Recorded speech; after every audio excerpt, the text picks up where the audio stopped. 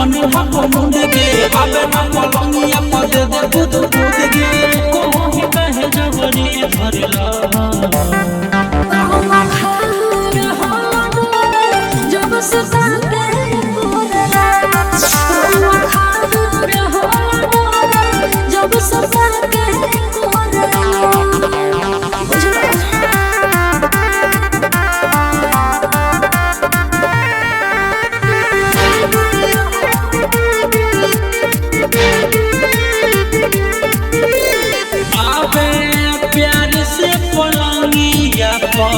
लेके जो ना गे जितना जाते हो को भीतर उतना घोट जो ना गे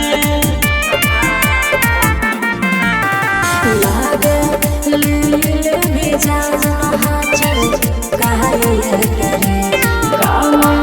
करो खेती तो का सही करे काहे कहो कि तू जबरी चढ़ला जब सुसाते बोलला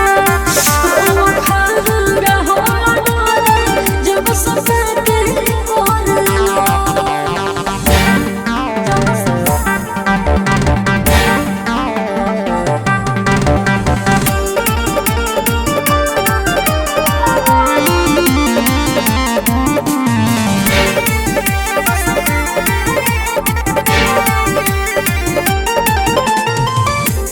धनिया डल भिकी अचार तू जवनिया के गे आज झरे नदी हमर बनिया के गे ऐसे करो हो के कहने करे रोज देवो ही मढ़ाई परे सहने करे के हाथ करला जब सुसाते